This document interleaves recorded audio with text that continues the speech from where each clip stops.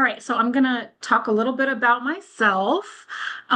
So I have been a research specialist at New Mexico State University for just about, probably about 20 years.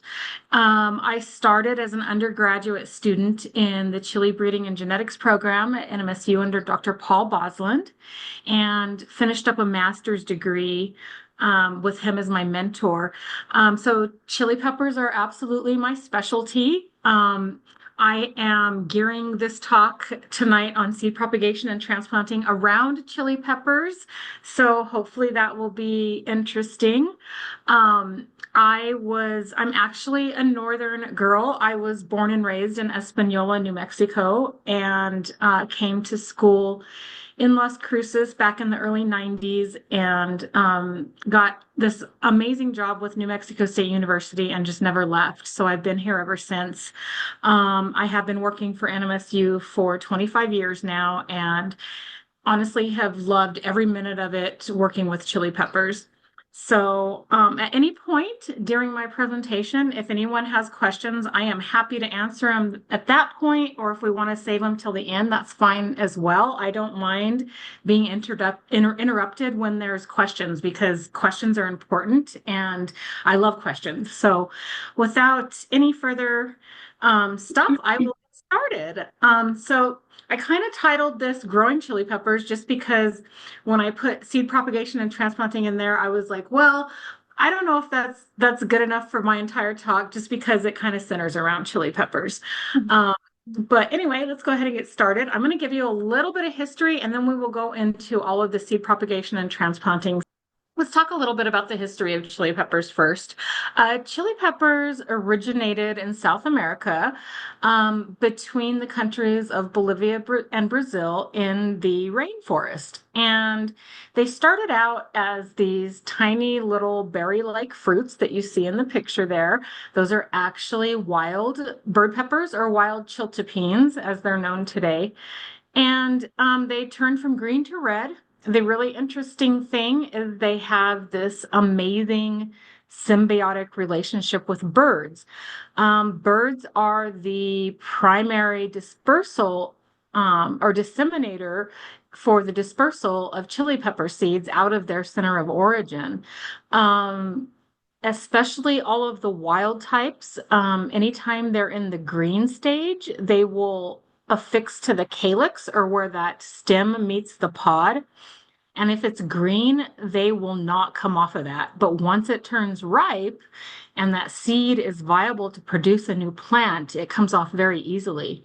The other really interesting thing about this symbiotic relationship is that birds have the TRPV1 receptor. That's the same receptor that all of us as humans have that feel the capsaicin and the heat from chili peppers and makes our mouth burn.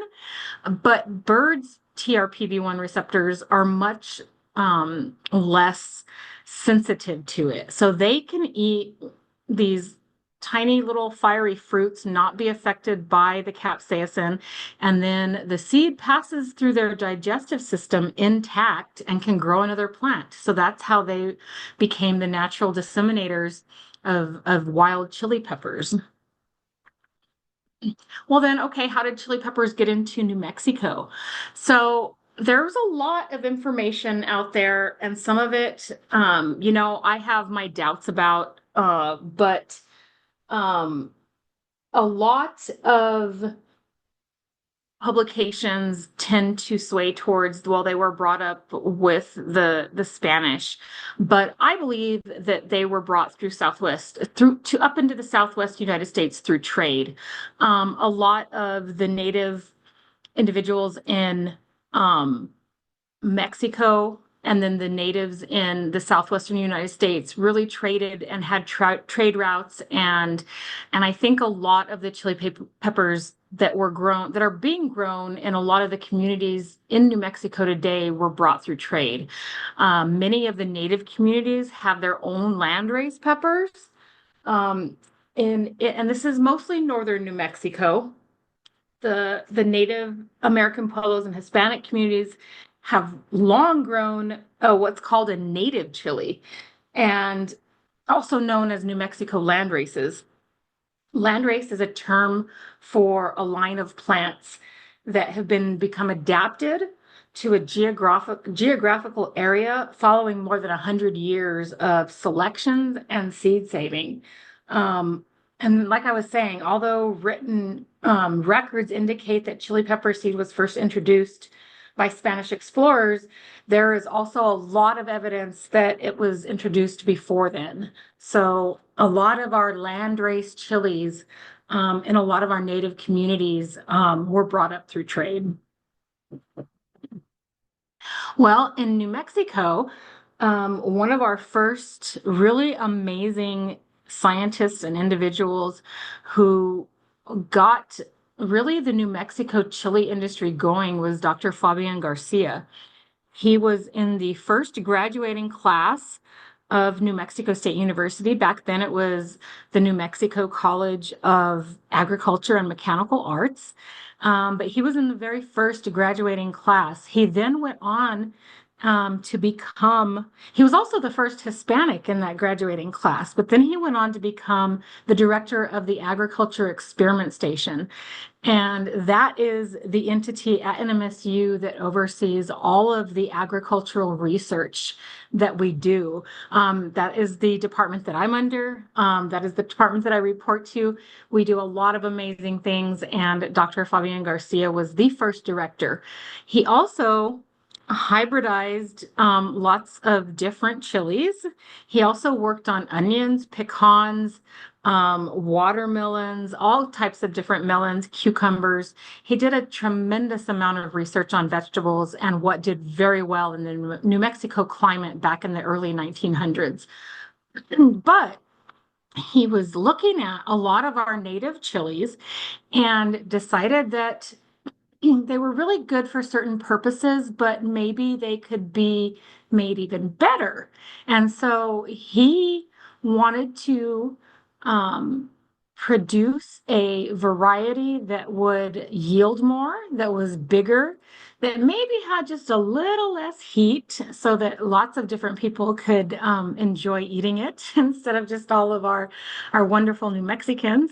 And so he hybridized some of our native chilies, some of the nativos, as well as some of the chilies from Mexico, like the pasilla and the mulatos or the poblanos. And he started off his hybridizations between these. He ended up with a lot of different combinations. He ended up with chilies that went from green to brown, some that went from green to red, and he eventually ended up with the green to red because he thought the red was more appealing. And so that was really a huge decision that I don't think he realized the impact of it 100 years from the time he was doing his research. Because now we have, our state question is red or green. I don't think it would have sounded better or looked better if it was brown or green. So he released New Mexico #9. And pretty much from that time forward, reinvented the New Mexico chili industry. Well, what are chili peppers in New Mexico? There is a cultural significance as well as an industry importance. Um, in 2022, we had 8,800 acres planted, and in 2023 through 2024, that has been unchanged. There's still about that many acres planted for industry production. Growers harvested about 8,500 of those acres. Now, the reason that's lower could be from disease pressure, insect pressure, environmental pressure. We all know that we've had several very hard years of heat and drought, and so those all play an important role in how chili peppers yield in New Mexico. 84% of the chili pepper crop in New Mexico was sold for processing, while slightly less than 16% was sold at the fresh market.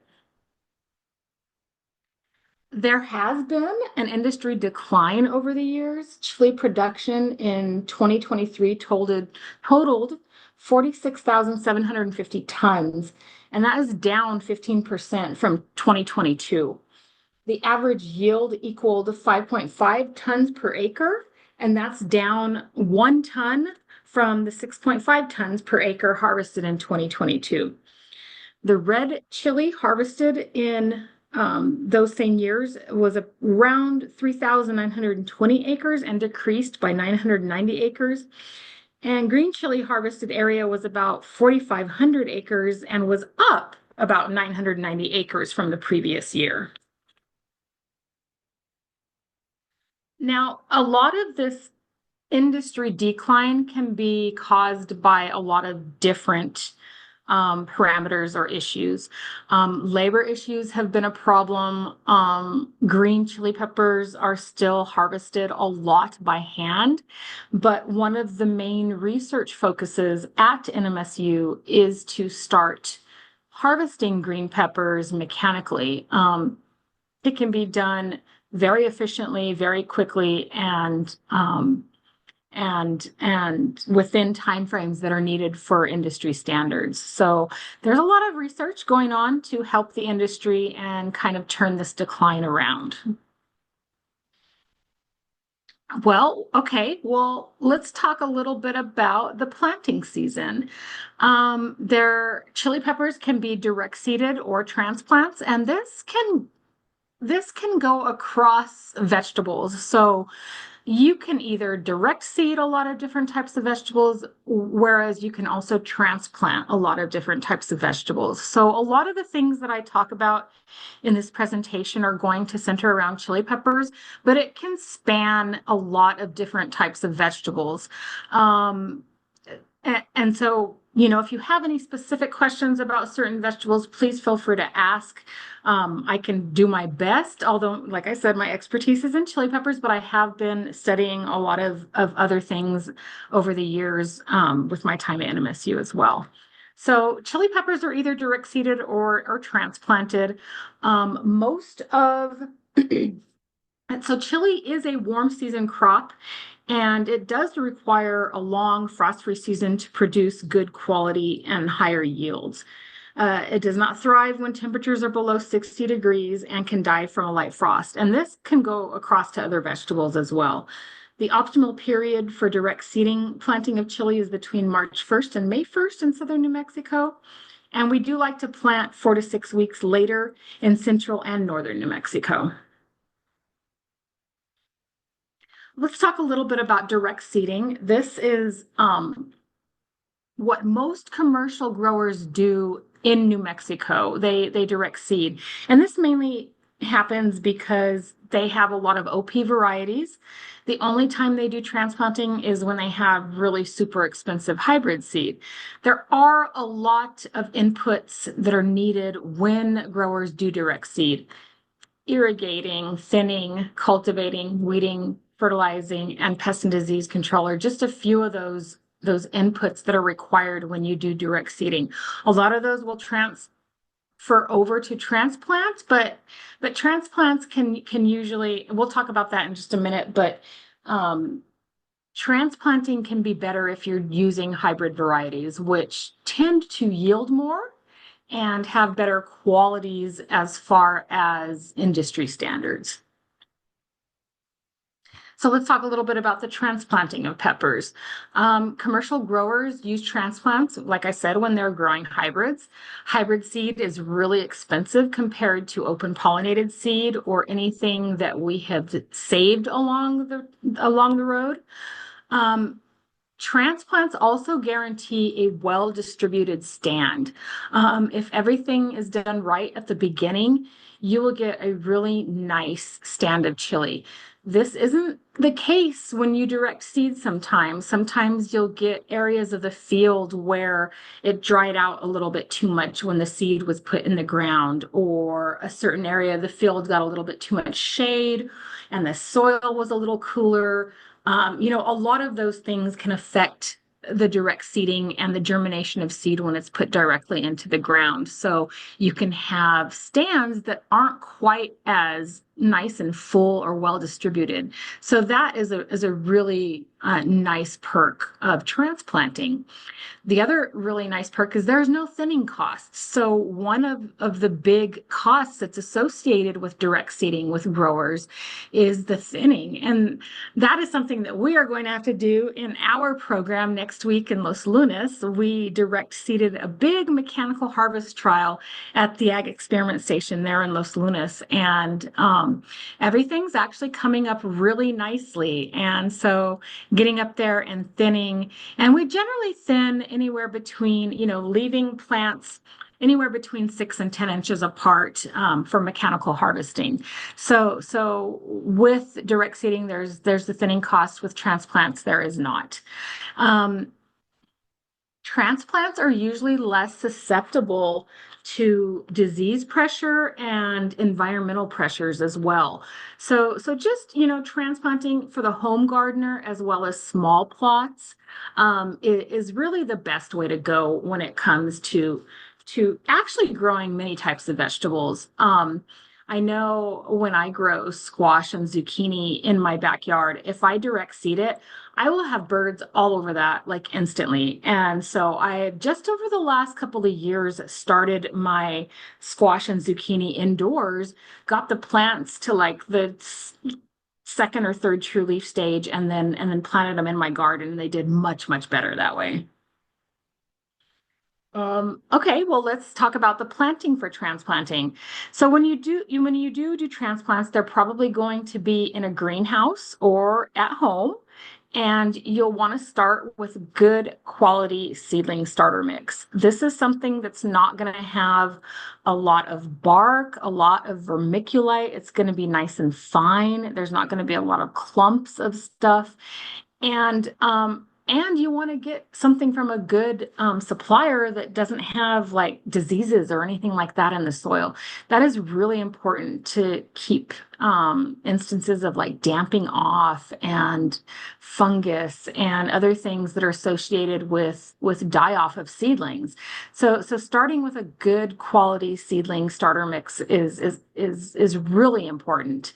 You can use trays and inserts or seed starting kits. I know that a lot of the nurseries and greenhouse areas of home improvement stores have seed starting kits that actually do a really good job when you germinate and grow seedlings indoors before transplanting them.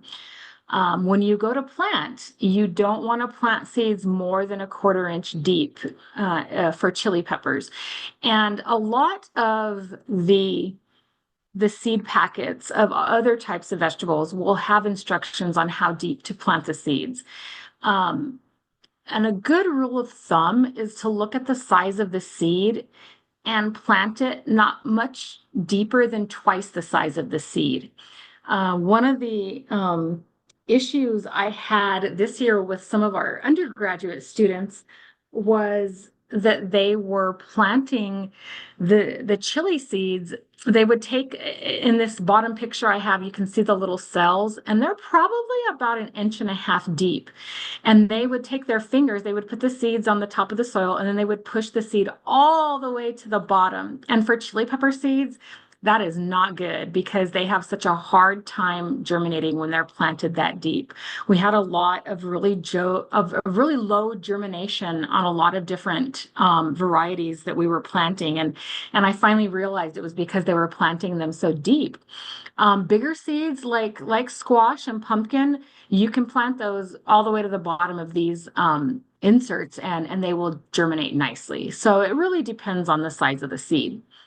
You also want to keep your soil moist and warm, whether this is done inside a greenhouse. If you're doing it at home, they have lots of ways to keep the soil warm. They have these cute little propagation mats that you can just plug into an outlet, and it regulates the temperature anywhere between 80 and 90 degrees. And that's a perfect degree range for germinating many types of vegetable seeds. And then keeping it moist. You don't want to keep your soil soggy. If it's really, really wet and soggy all the time, you're going to get a lot of damping off or rotting of the seed. But you also don't want it to dry out because if you give it that initial moisture, it's going to make the seed swell and it's going to cause that radicle to develop and start to germinate. And then if it dries out, it's going to kill that radicle and kill the germ in that seed, and you're not going to get any germination at that point because it killed the seed that was starting to grow. So that's really important. Just keeping the soil moderately moist and warm is the most important part of starting seeds. Once germinated, use a slow release and balanced fertilizer. A lot of the slow release fertilizers are pelleted. Osmocote brand is a really good one. We use that a lot in our program. And we usually use a balanced, either a 10-10-10 or a 14-14-14. And those three numbers indicate the nitrogen, phosphorus, and potassium that seedlings need when they're germinating and they're just kicking off their growth stages. The other thing that you're going to need is a really good quality light source.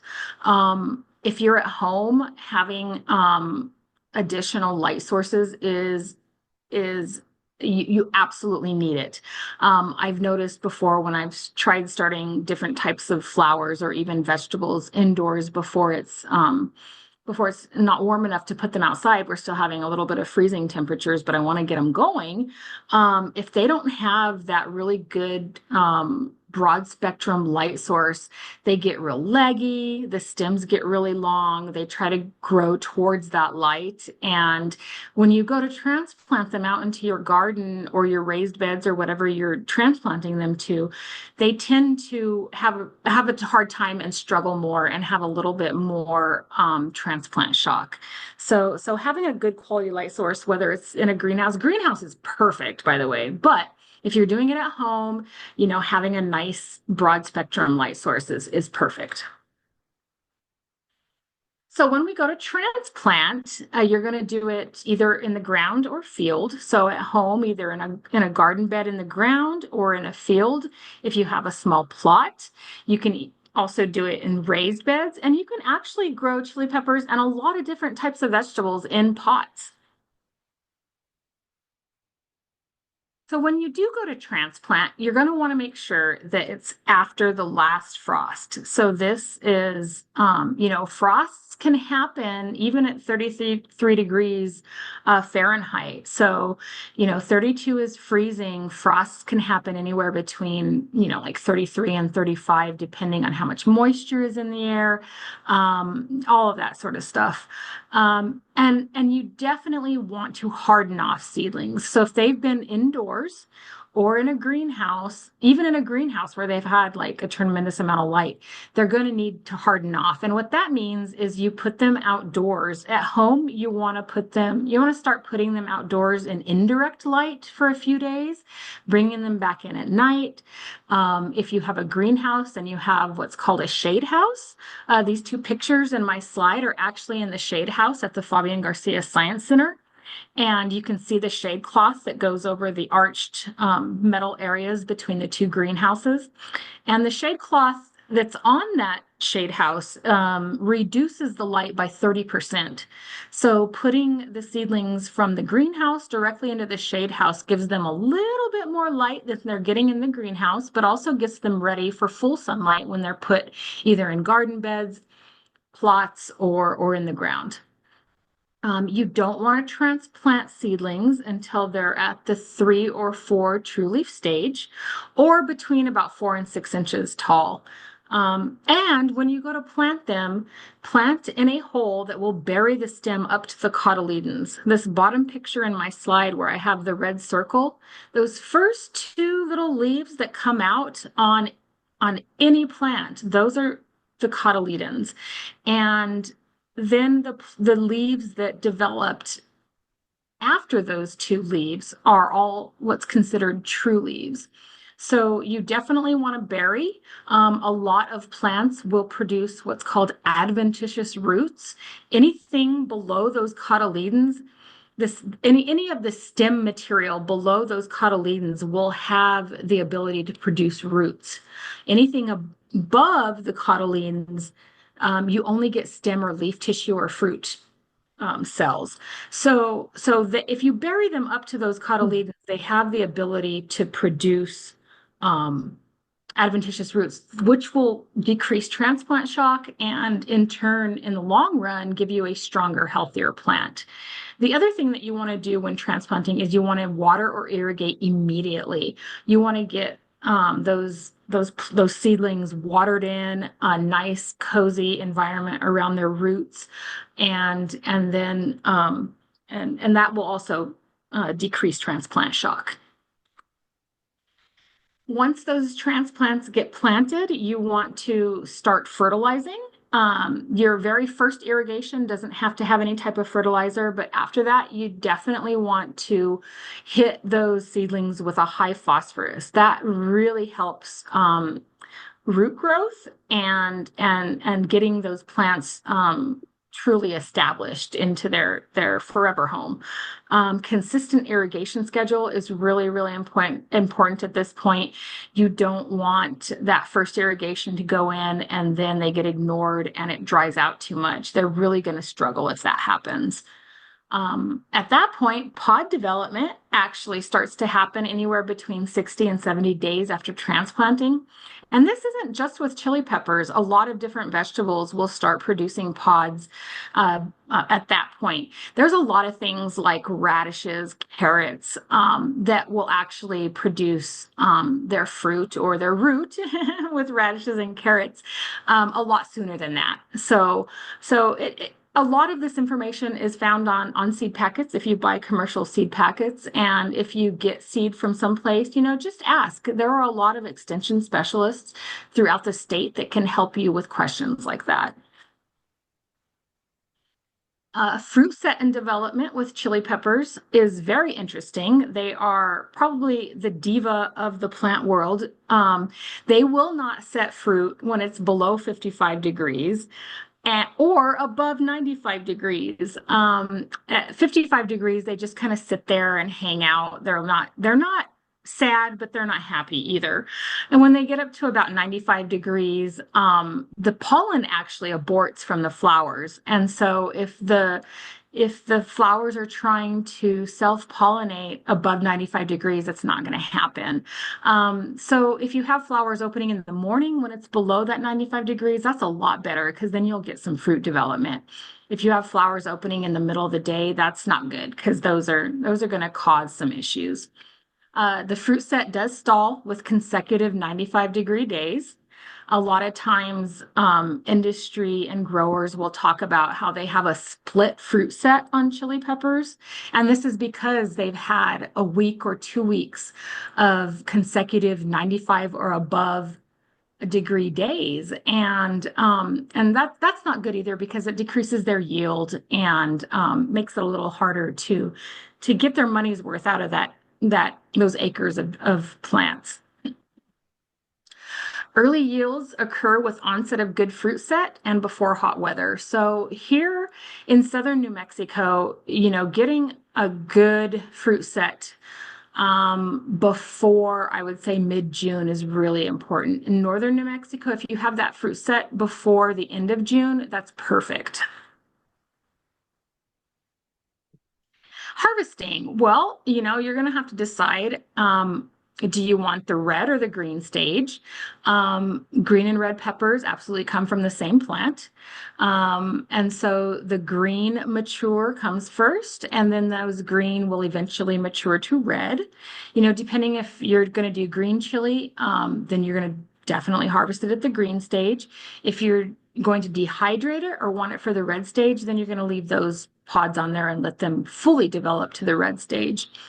Are you harvesting for the fresh or the dry market? Or, fresh is again the green chili. You can also have fresh red chili. Or if you want them to dry down, you can actually allow chili peppers to dry down somewhat on the plants before you harvest them for the dry market. The interesting thing with chili peppers is when they're at the green mature stage, the best way to determine if they're ready or ripe to harvest is the firmness of the pod.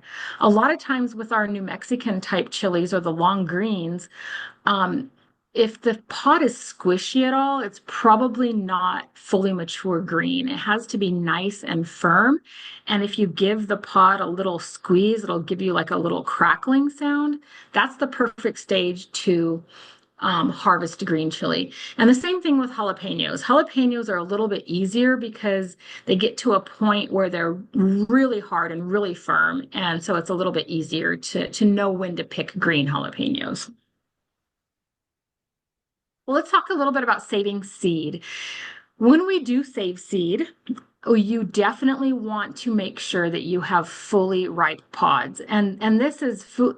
I probably should have put fully ripe fruit there. Anything that you're going to be saving seed from, you want to make sure that it's absolutely almost toward the end of that fruit life cycle.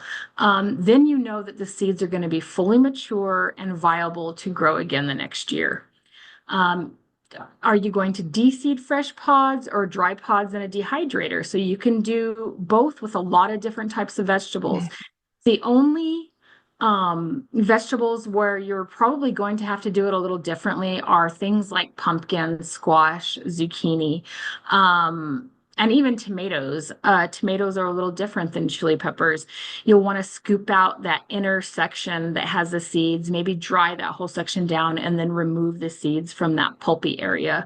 The same thing is for chili peppers, drying them down and crushing it up is probably the easiest way to remove seeds.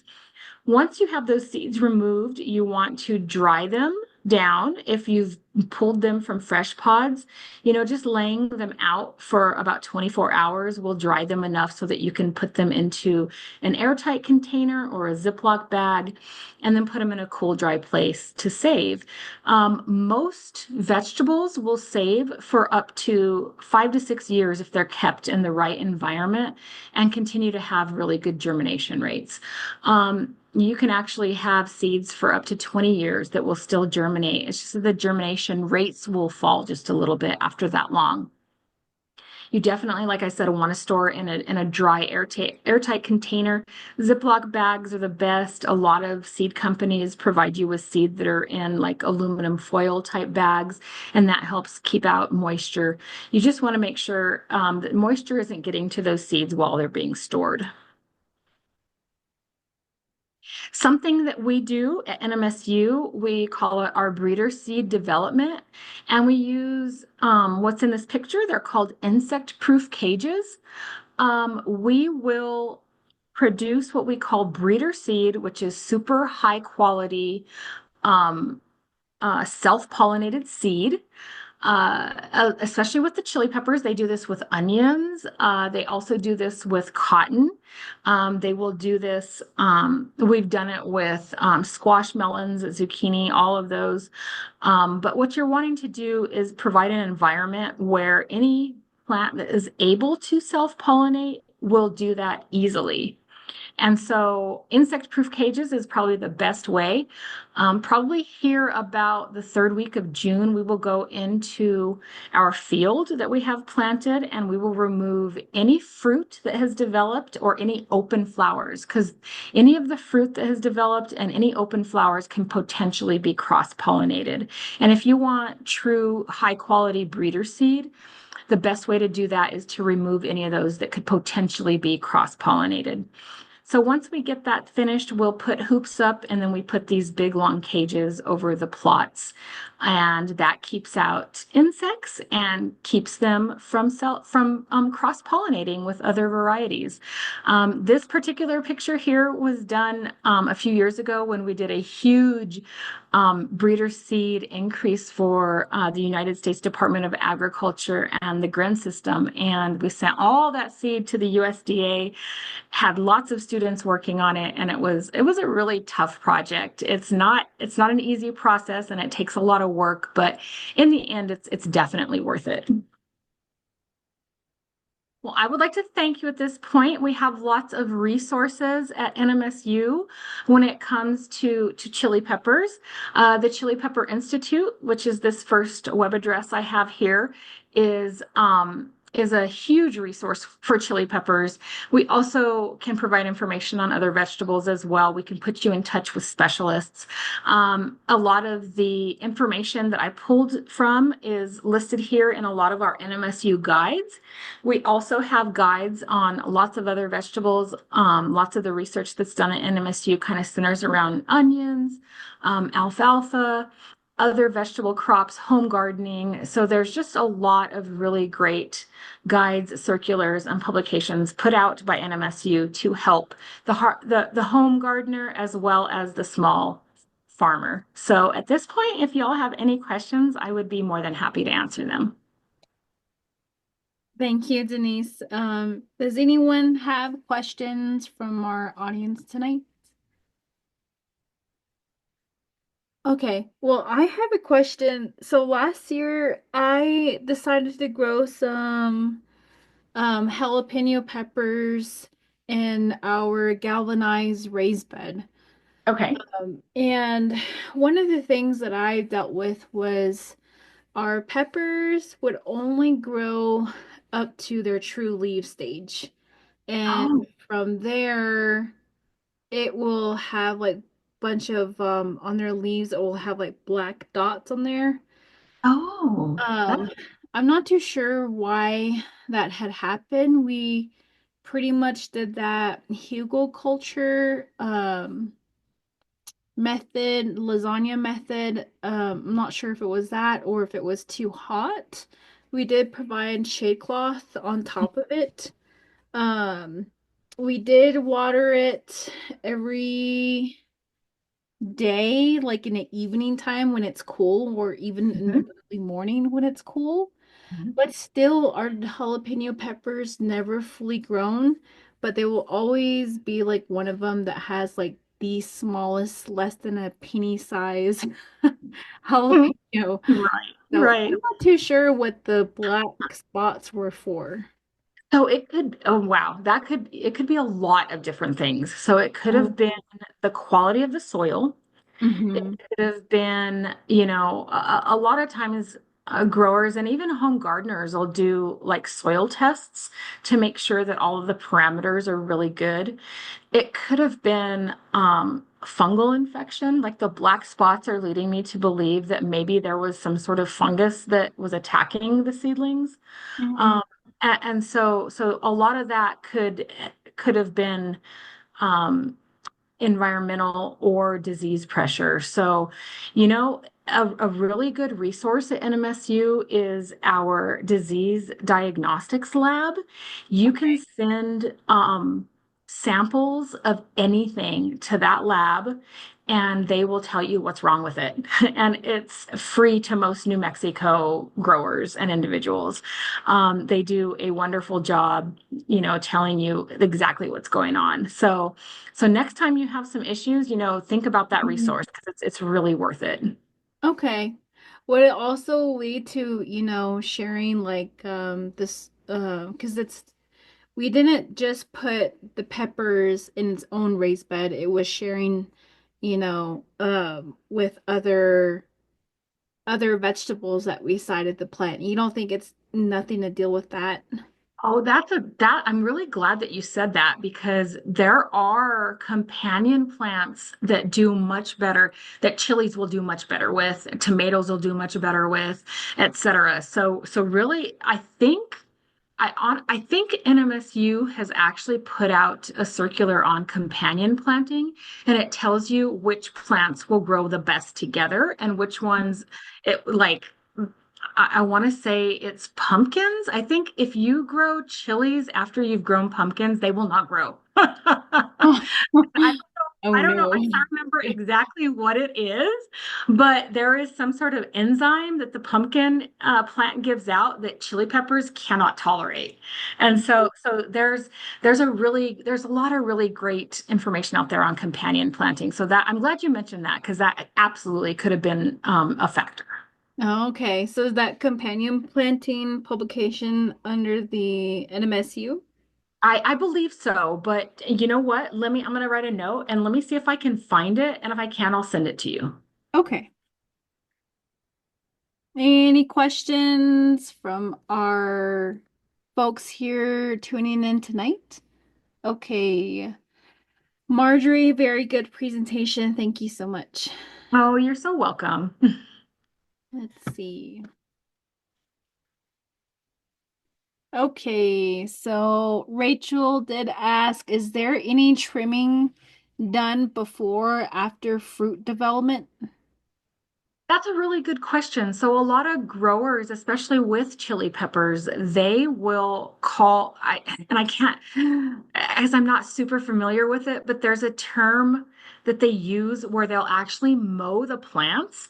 And when you chop off that leading stem, it'll branch. And and with chili peppers, because they branch and then subsequently branch some more, you could actually get better yield when you do that mowing. So that is absolutely something you can try at home in home gardens. You can pinch that growing point and make it branch some more. People do that with tomatoes all the time. So yeah, that's absolutely something you can do. Interesting.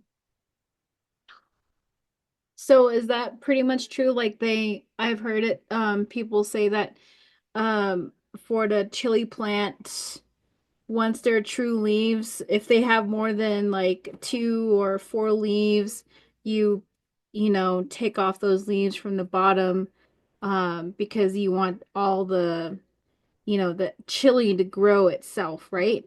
Instead Right. of making it all the leaves, focusing this energy on all different types of leaves. So the interesting thing there is the plant absolutely needs those leaves to photosynthesize properly. So Mhm. if you pull off too many leaves, it could be a detriment to the plant's growth and subsequent harvest of chili peppers. So that's something to think about. But if you take off, if you're taking off leaves that have been damaged or that aren't looking so good or maybe yellowing a little bit, there you absolutely should do that because then it'll put all of its resources into healthier parts of the plant. So those are just some of the things to think about when you're looking at it. And yeah, when the stuff I mentioned about burying it up to that cotyledon stage, that's really important because if you get a really good healthy root system, it's going to show in the plant itself. Okay, that's good to know. Okay, thank you. Okay, so if we don't have any more questions from our audience, I did release a poll. So if you don't mind, if you all on here still, you guys could answer some questions on the poll, your understanding of the presentation tonight, and how do you like it, and as well as where you are from, any additional comments to pertaining to the presentation, or what type of other topics that you would like to see that would maybe pertain to this, maybe a deeper dive in how to submit samples to certain labs, or um, just about anything that you can think of. So with that being said, I'll go ahead and share my screen. Let's see. Okay. All right, so that will conclude our presentation tonight. Denise, thank you so much for taking the time out of your schedule to provide this presentation. I really learned a lot about my peppers now. So Oh, I'm glad. Thank you. I was happy to be here. I'm sorry I missed the last one. I truly am sorry for that, and I'm glad I got to finally do it. no problem. Thank you so much. All Um, right. we will go ahead and move forward. Denise, you're more than welcome to hop off, Okay. or you can stay on. So I'll leave that up to you. Thank you all. Have a wonderful evening. Thank you. Okay, so for those of you that are still here right now, we do have a couple upcoming events that I want to share with you all. So in 2 weeks, we will be actually, well, yeah, 2 weeks, we will have another webinar, and this one's going to be an introduction to agrovoltaics. I cannot really pronounce it. It's a tongue twister for me, so I'm not going to attempt to say that again. But here is the history and research of implementation in the Four Corner region of the Navajo Nation. So this is going to be presented by one of the research assistants coming from the Agriculture Research Center out in Farmington, and his name is going to be Emiliano McLean. So he's going to introduce us to how this research of his has pretty much can impact your gardening. But if you want to tune into this is going to be taking place on June 12th at 5:30, as such as all of our webinars. So you can head to nsa.nmsu.edu under our upcoming events. Or if you are tapping in from your desktop at home, you can go ahead and scan that QR code that's within the flyer, and I'll take you straight to our registration page. Okay, so this is pretty much taking place right now. We are a co-sponsor with the Dene College Land Grant Office. So they are hosting the Pasture to Plate conference. So it's going to be a 3-day event. Here is a first day of what went down from 8 to 4. They do have this located up on their Facebook page. If you just look for Dene College Land Grant, and you shall see what is being discussed from tomorrow and Saturday. So here are the schedule for what type of topics is being talked about in each of the rooms. I believe they're broken down from livestock preparation tomorrow. Then I believe it may be more of rangeland topics on the Saturday. Okay, so moving on, we do have a herd health and rangeland workshop that's coming up on June 17th. So this is an in-person. Disregard that time frame from 5:30 to 6:30. This is actually taking place from 9 a.m. to 4 p.m.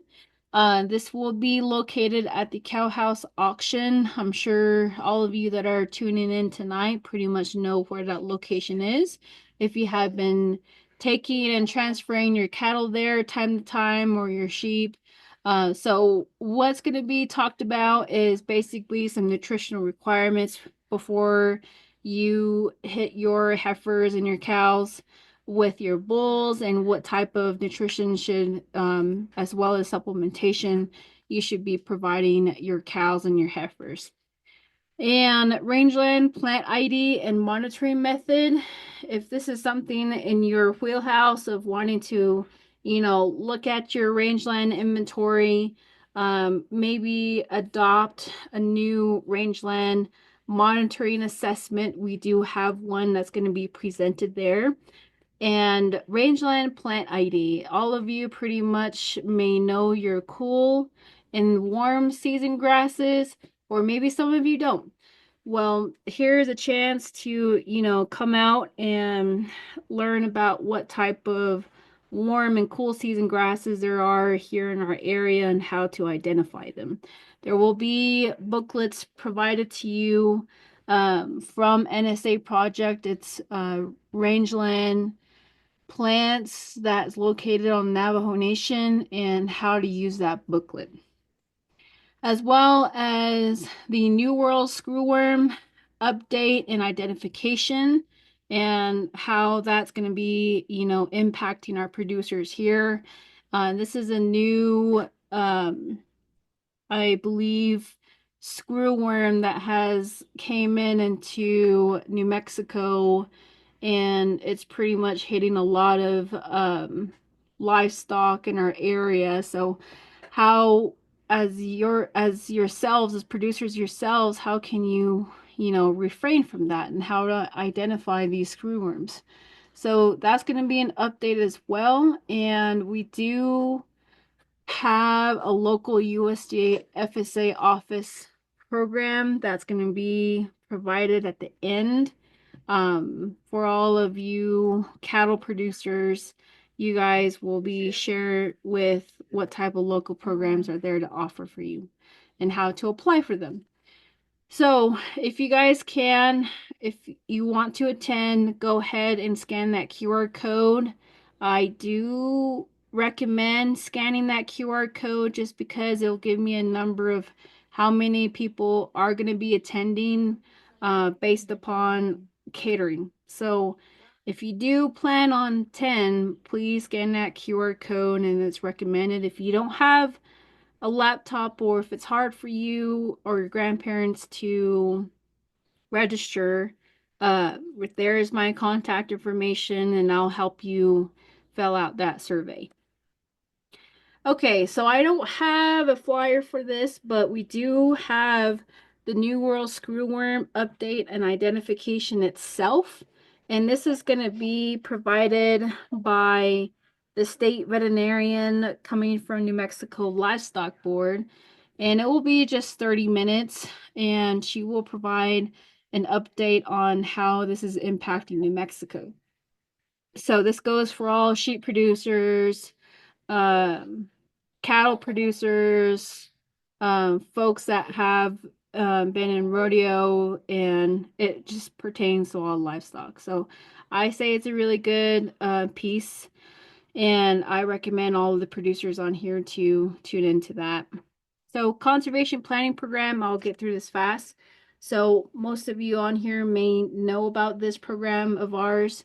So this is in a collaboration effort with the Nate College LGO. We provide free of charge assistance to grazing producers and farmland producers as well that are located in eastern and northern Navajo agencies. Part of the requirements is to fill out and provide BIA a conservation plan of your farmland or if it's your grazing. So if you are in need of assistance with that or would like a workshop done at your chapter for your producers, feel free to contact Shirley Toth, and there's her email in blue.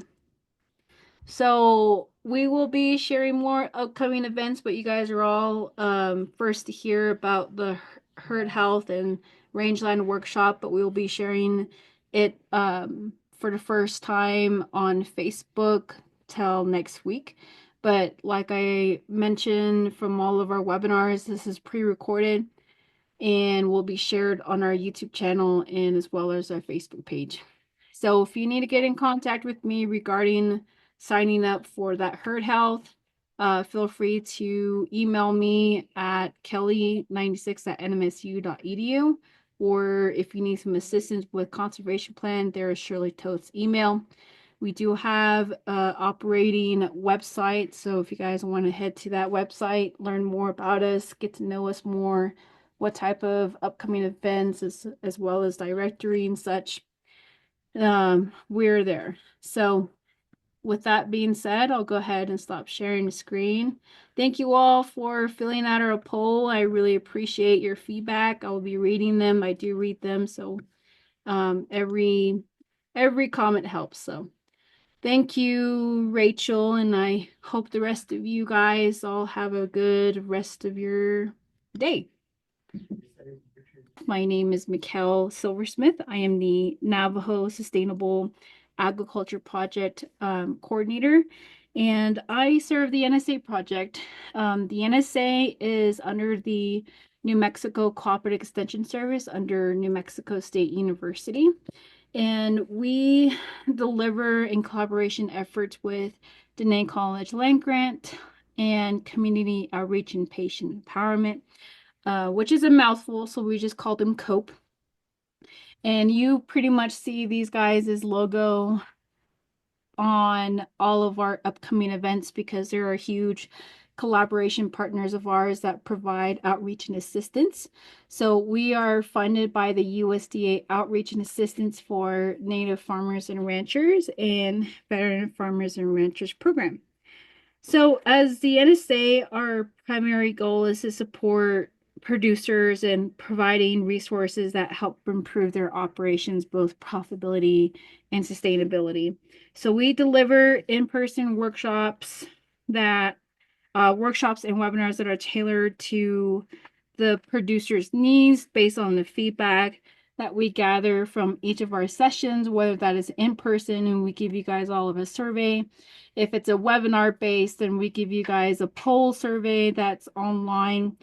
And it tells us what type of research or, type of um, assistance that you are wanting to see more of. So if it's something more in the long side of seed propagation, what type of seed should I be planting in my environment, and what type of vaccine should I be giving to my calves during the spring?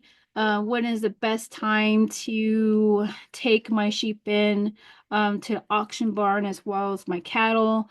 All those types of topics that we gather from you guys as individuals that hop onto our platform. You give us those feedback, and that's the feedback that we go with to make this, year-round calendar to educate you guys and get the best specialists out here to assist us in providing that type of assistance. So, previously, if you want to know what has been held, back in April, we did have, in the beginning of this year, all the way to currently, we had a lot of livestock first aid topics. What was really trending was sheep shearing and sheep health discussions.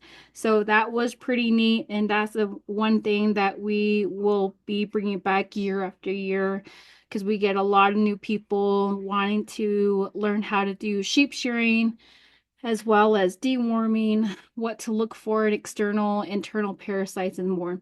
So now it's that time of around where we are gearing up for spring gardening session. So trying to get our soil prepped as well as getting our raised bed intact, what kind of seeds we need to plant. So it's already that time around, and I know that some of you are requesting some seed transplanting as well as propagation. So we have that here for you guys tonight.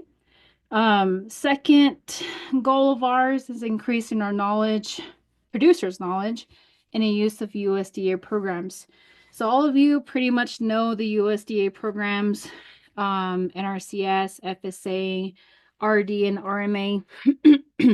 So we provide virtual resource fairs, which is NRCS and FSA. Somewhat of rural development will come out as well and share some programs, local programs and assistance. So we do have that. Hopefully we do strive for an in-person session later down this year. And lastly, I'll go ahead and wrap this up, is increasing our local production in fresh fruits and veggies and healthy foods by Navajo families and individuals.